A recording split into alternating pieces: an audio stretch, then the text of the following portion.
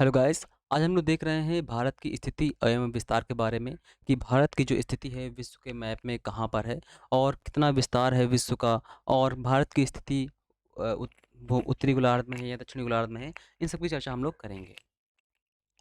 यहाँ पर आप विश्व का मैप देख पा रहे होगे। तो यहाँ पर ये जो रेखा है ये भूमध्य रेखा है।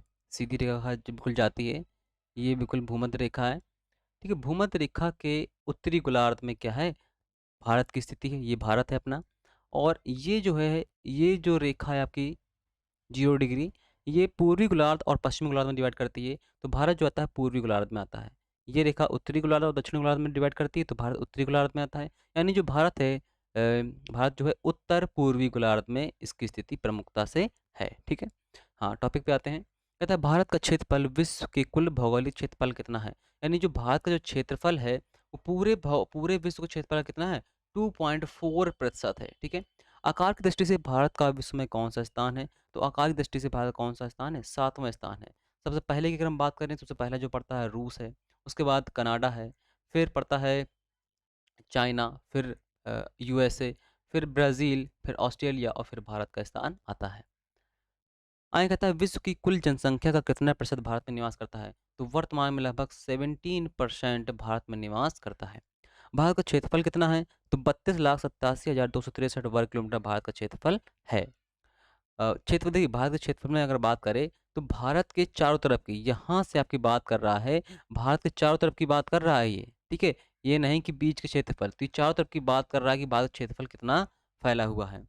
आगे कहता है भारत का उत्तर से दक्षिण तक कितनी लंबाई है। यानी बात कर रहा है आपसे कि यहाँ से लेके भारत की लंबाई साउथ तक कितनी लंबाई है, ये लंबाई की बात कर रहा है। ठीक है। तो कितनी है, 3,214 किलोमीटर इसकी लेंथ है। चौड़ाई कितनी है पश्चिम से पूर्व तक, तो ये चौड़ाई की बात कर रहा है यहाँ से गुजरात से अरुणाचल प्रदेश तक की। यहाँ जो चौड़ाई है ये भारत की कितनी है, तो ये कितनी है, 2,933 किलोमीटर इसकी चौड़ाई है। कहता है भारत की स्थल सीमा की लंबाई कितनी है। यानी ये बात कर रहा है आपसे भारत की स्थलीय सीमा की, सिर्फ ये सीमा की। ठीक, ये सीमा की। तो जो यहाँ से चालू होगी और कहाँ तक खत्म होगी, यहाँ तक खत्म होगी। ऐसे आएगी ना, ये पूरा ऐसे ऐसे ऐसे ऐसे होते हुए, ऐसे ऐसे ऐसे होते हुए यहाँ पर आएगी। ठीक है। जहाँ पर समुद्र नहीं है वहाँ की बात कर रहा है। तो ये 15,200 किलोमीटर लंबाई है भारत की स्थलीय सीमा की। जबकि तटीय सीमा की, यानी भारत में तट कितना है, तो भारत में तट जो है ये आपका 6100 किलोमीटर है। ये वाली तट रेखा की बात कर रहा है, ये वाली तट की, जहाँ पर पानी पानी है। तो ये तटरेखा यहाँ चालू होगी और कहाँ पर, यहाँ पर ख़त्म हो जाती है। तो ये हमारे भारत की है। तो ये है आपकी 6100 किलोमीटर। जबकि हम इसमें अंडमान निकोबार और आपका लक्षद्वीप को मिला लें तो टोटल 7500 किलोमीटर हो जाती है। ठीक है। ये चीज़ें ध्यान रखिएगा दोनों में। कहता है अ, भारत का धूर दक्षिण भाग भूमध्य रेखा से कितनी दूर है। यानी कहता है भारत का जो सबसे दक्षिणतम पॉइंट है वो भूमध्य रेखा से कितनी दूर है, तो वो 887 किलोमीटर दूर है। देखिए यहाँ पर बात करते हैं भारत की, ये भारत है हमारा। ठीक है, ये भारत है और ये भूमध्य रेखा है। तो कहता है ये भारत से कितनी दूर है, यहाँ पर पड़ता है हमारा अंडमान निकोबार। तो यहाँ से यहाँ की दूरी कितनी है ये पूछना चाहता है ये। ठीक है, तो कितनी है, 887 किलोमीटर है। ठीक है। आगे कहता है भारत में कितने राज्य समुद्र तट में हैं, तो भारत में 9 राज्य आपके समुद्र तट तट रेखा से मिलते हैं। पश्चिम में आपके लगभग 5 पड़ते हैं राज्य और पूर्व में कितने हैं, 9। तो 5 4 9 राज्य हो गए। कहता है भारत के किस राज्य की तट रेखा सबसे लंबी है, तो गुजरात की है, लगभग 1600 किलोमीटर है गुजरात की। किस राज्य की सबसे छोटी तट रेखा है, तो किसकी है, गोवा की। यहाँ पर मैप में भी आप देख सकते हैं, ये है गुजरात, ऐसे बना हुआ है, तो गुजरात की सबसे बड़ी है। गोवा यहाँ पर छोटा सा राज्य है, तो यहाँ पर यहाँ की तट रेखा कैसी है, सबसे छोटी है। आगे कहता है कौन सी अक्षांश रेखा भारत के मध्य से होकर गुजरती है, तो 23.5 नॉर्थ यानी कर्क रेखा भारत के मध्य से होकर गुजरती है। कौन कौन से राज्य से गुजरती है, कितने राज्य से गुजरती है, ये सब अभी बताते हैं। आगे कहता है कर्क रेखा भारत के कितने राज्यों से गुजरती है, तो 8 राज्यों से गुजरती है। भारत के मुख्य भूमि का दक्षिणतम नोक क्या है, यानी जो भारत की मुख्य भूमि है उसका दक्षिणतम बिंदु क्या है, तो वो उसे हम कन्याकुमारी बोल सकते हैं या केप कैमरन बोल सकते हैं। ये तमिलनाडु में स्थित है। ठीक है। कहता है भारत का सबसे दक्षिणतम बिंदु कौन सा है, तो इंदिरा पॉइंट। अगर संपूर्ण भारत की बात करता है तो कौन सा होगा, इंदिरा पॉइंट। ये कहाँ पर है, ग्रेट निकोबार में स्थित है, जो कि अंडमान निकोबार में पड़ता है। अंडमान निकोबार में यहाँ पर पड़ता है ये। ये कहाँ पड़ेगा? ये यहाँ पर पड़ेगा। यहाँ पर दक्षिणतम बिंदु यानी आपका इंदिरा पॉइंट, और यहाँ पर है कन्याकुमारी। ठीक है। आगे कहता है भारतीय भूमि का सर्वाधिक उत्तरी भाग यानी इंदिरा कॉल्स, यानी भारतीय भूमि का सर्वाधिक उत्तरी भाग कौन सा है? तो इंदिरा कॉल्स सबसे उत्तरतम पॉइंट है। आगे कहता है भारत का दक्षिणतम बिंदु कौन सा है? तो अंडमान निकोबार में स्थित इंदिरा पॉइंट है। कहता है भारत की मुख्य भूमि को रामेश्वरम द्वीप किससे अलग करता है? तो पंबन चैनल से अलग होता है रामेश्वरम द्वीप। आगे कहता है आदम का पुल, यानी जिसे हम एडम ब्रिज बोलते हैं, तो एडम का जो पुल है वो किन देशों के मध्य में है? तो भारत और श्रीलंका के मध्य में। कहाँ पर मिलेगा? यहाँ पर मिलेगा हमें एडम का ब्रिज। आगे कहता है दक्कन पास किन किन के बीच बना हुआ है? तो दक्कन जो पास बना हुआ है दक्षिण अंडमान और छोटा अंडमान के मध्य बना हुआ है दक्कन पास। कहता है दीव एक द्वीप है, वह कहाँ स्थित है? ये गुजरात के तट के पास स्थित है द्वीप, जिसे हम मालदीव बोलते हैं, तो ये यहाँ पर स्थित है। आगे कहता है श्रीलंका को भारत से कौन अलग करता है? तो श्रीलंका भारत से पाक जल संधि या मन्नारी खाड़ी से अलग होता है। भारत का कौन सा भूभाग प्राचीनतम है? तो प्रायद्वीपीय पठार जो है भारत का सबसे प्राचीनतम भाग है। कहता है भारत का पूर्वी समुद्री तट किस नाम से जाना जाता है? तो भारत के पूर्वी तट को हम क्या बोलते हैं? कोरोमंडल बोलते हैं। ये जो है तमिलनाडु और आंध्र प्रदेश में आता है, यानी कृष्णा गोदावरी तक आता है। कृष्णा गोदावरी तक का जो तट कहलाता है वो कहलाता है कोरोमंडल तट कहलाता है। ठीक है। पूरी तट को नहीं बोल सकते हैं, ये हम बोल सकते हैं तमिलनाडु से कृष्णा गोदावरी तक के बेसन को हम बोलते हैं कोरोमंडल तट, क्योंकि फिर वहाँ से चालू होता है, फिर आपका उत्कल तट प्रारंभ हो जाता है ना। तो पूर्वी तट सही क्वेश्चन नहीं है, ये होगा आपका कि तमिलनाडु से कृष्णा गोदावरी तक के तट को क्या बोलते हैं। आगे कहता है भारत के पश्चिमी तट का उत्तरी भाग किस नाम जाना जाता है? तो भारत के पश्चिमी तट का उत्तरी भाग की बात कर रहा है। तो देखिए पश्चिमी तट का उत्तरी भाग नहीं होगा, यहाँ पर आपका दक्षिणी भाग होगा, और पूर्णतः दक्षिणी भाग नहीं होता है क्योंकि ये अलग अलग डिवाइड होते हैं। मैं बता देता हूँ आपको। देखिए ये है आपका कोंकण तट, जहाँ पर कोंकणी भाषा बोली जाती है, यानी गोवा और कर्नाटक का तट। ये है मालाबार तट, यानी केरल का जो तट कहलाता है वो कहलाता है मालाबार तट। और ये है आपका अ, कोरोमंडल तट हो गया।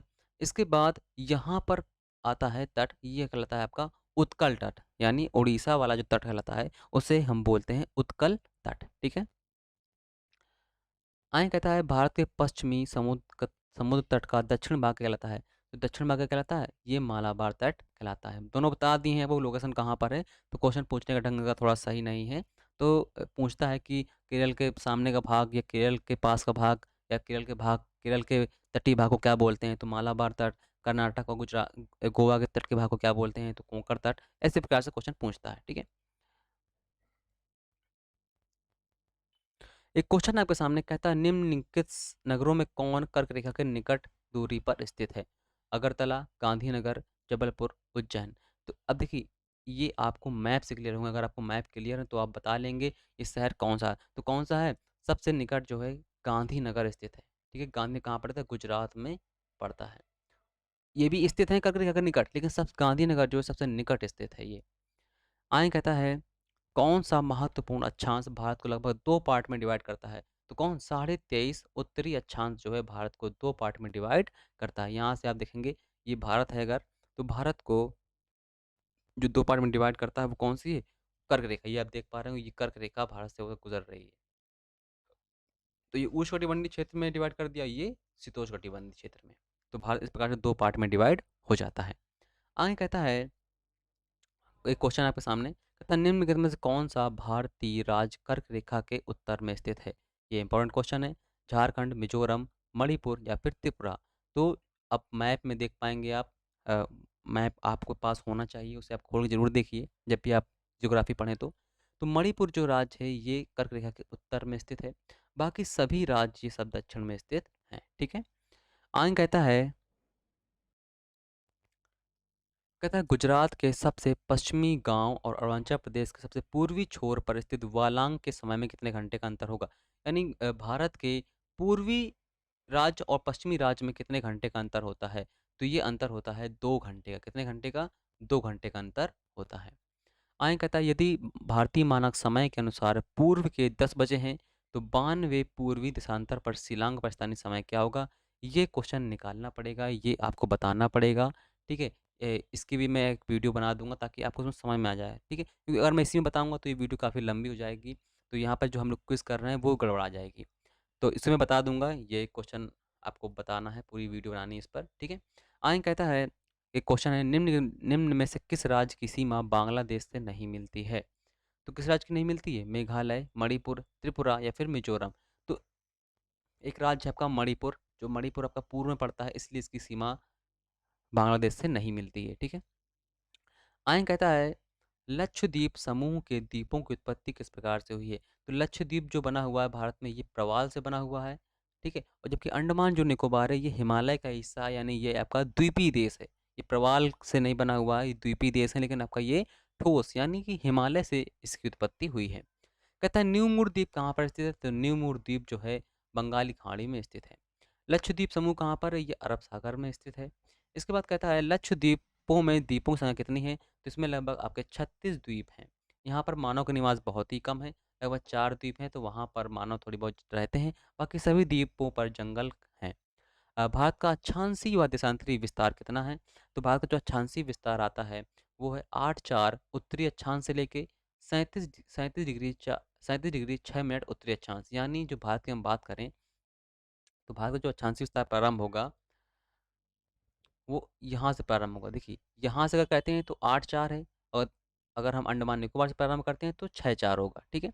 तो 8,4 से 8,4 8 डिग्री 4 मिनट उत्तरी अक्षांश से लेके 37 डिग्री। अब देखिए यहाँ पर हम लोग 4 आ रहे हैं, 4 के 8 के बाद 9, 9 के बाद 10, ऐसे ऊपर जाते जाएँगे तो क्या आएगा? 37 डिग्री आएगा आपका। यहाँ पर सबसे ऊपर क्या आएगा? 37 डिग्री 6 मिनट, ठीक है? इसके बाद देशांतरी देशांतरी विस्तार कितना है? तो 68 डिग्री 7 मिनट। यहाँ पर हम बात करेंगे यहाँ से ऐसे 68 डिग्री 7 मिनट से लेके 97 डिग्री 25 मिनट तक, यहाँ पर ये भारत का देशांतरी विस्तार है। अब इनमें से दोनों प्रकार के क्वेश्चन पूछ सकता है। भारत का अक्षांशीय विस्तार कितना है? संपूर्ण भारत का अक्षांशीय विस्तार कितना है? प्रायद्वीप भारत का अक्षांशीय विस्तार कहाँ से प्रारंभ होता है? और आपका भारत का देशांतरी विस्तार कितना है? ये सब आपको इस प्रकार के क्वेश्चन आपको पता होने चाहिए। आगे कहता है, भारतीय उपमहाद्वीप किस भूखंड का भाग है? तो भारतीय उपमहाद्वीप जो है ये गोंडवाना लैंड का पार्ट है। किस भारत किस गोलार्ध में स्थित है? तो भारत जो है उत्तरी और पूर्वी गोलार्ध में स्थित है। ये बात मैंने आपको सबसे पहले बताई थी। कहता है, भारत का सुदूर पश्चिम बिंदु कौन सा है? तो 68 डिग्री 7 मिनट पूर्व गुजरात में स्थित है। शिव समुद्रम किस नदी पर बनाया गया द्वीप है? तो शिव समुद्रम जो द्वीप है ये कावेरी नदी पर बना हुआ द्वीप है। भारत की प्रादेशिक जल सीमा समुद्र तट से कितनी समुद्री की दूरी पर स्थित है? तो 12 समुद्री मील पर स्थित है। आगे कहता है, 10 डिग्री चैनल किसके मध्य स्थित है? तो 10 डिग्री चैनल जो है छोटा अंडमान और कार निकोबार के मध्य स्थित है। आगे कहता है, भारत तथा पाकिस्तान के मध्य अंतर्राष्ट्रीय सीमा कौन सी है? तो रेड क्लिफ सीमा को हम भारत और पाकिस्तान के बीच अंतर्राष्ट्रीय सीमा मानते हैं। भारत और चीन के मध्य सीमा कौन सी है? तो ये है मैकमोहन रेखा। इसे चीन नहीं मानता है, लेकिन हम मानते हैं। भारत और अफगानिस्तान के बीच सीमा कौन सी है? इसे हम बोलते हैं ड्यूरंट रेखा। आयन कहता है, भारत की सबसे लंबी स्थलीय सीमा किस देश के साथ मिलती है? तो ये मिलती है बांग्लादेश के साथ, लगभग 4,096 किलोमीटर की सीमा इससे मिलती है। कहता है, भारत की सबसे छोटी सीमा किस देश के साथ मिलती है? तो ये अफगानिस्तान के साथ मिलती है। कहता है, भारत के किस राज्य में थार मरुस्थल है? तो राजस्थान राज्य में थार मरुस्थल है। भारत के मानक समय कितने डिग्री देशांतर पर आधारित है? तो भारत का जो मानक समय है वो 82.5 डिग्री पूर्वी देशांतर पर आधारित है, ठीक है?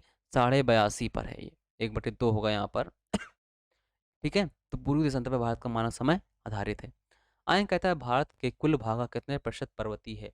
तो 11% भाग पर्वतीय है, और मैदानी कितना? 43% भाग भारत का मैदानी भाग है, ठीक है? कुछ नोट में दिया गया है आपका, कहता है, भारत और पाकिस्तान के बीच अंतर्राष्ट्रीय सीमा का निर्धारण रेड क्लिफ ने किया था, इसलिए इसे रेड क्लिफ रेखा कहते हैं। दूसरा, भारत और चीन के मध्य अंतर्राष्ट्रीय सीमा का निर्धारण मैकमोहन ने किया था, इसलिए इसे मैकमोहन रेखा कहते हैं। अगला कहता है, भारत और अफगानिस्तान के मध्य अंतर्राष्ट्रीय सीमा का निर्धारण डूरंट ने किया था, इसलिए इसे डूरंट रेखा कहते हैं। यहाँ पर आपको दी गई हैं सभी जितने देश हैं उनके साथ सीमा कितनी साझा होती हैं, इंपॉर्टेंट है। सबसे ज़्यादा है बांग्लादेश के साथ 4,096। सबसे कम है अफगानिस्तान के साथ लगभग 80 किलोमीटर, ठीक है? और चीन के साथ दूसरे नंबर पर है, पाकिस्तान के साथ तीसरे नंबर पर है, और नेपाल के साथ इतनी है, भूटान के साथ इतनी है। तो यानी सबसे ज़्यादा याद रखनी है आपको बांग्लादेश और सबसे कम अफ़गानिस्तान। तो इस वीडियो में इतना ही, मिलेंगे नेक्स्ट वीडियो के साथ। भारत का भूगोल स्टार्ट हो चुका है, तो अगला जो टॉपिक होगा हमारा, भारत के पर्वत पर हम लोग वीडियो बनाएँगे। मिलते हैं नेक्स्ट वीडियो में। Thank you, tata, bye bye.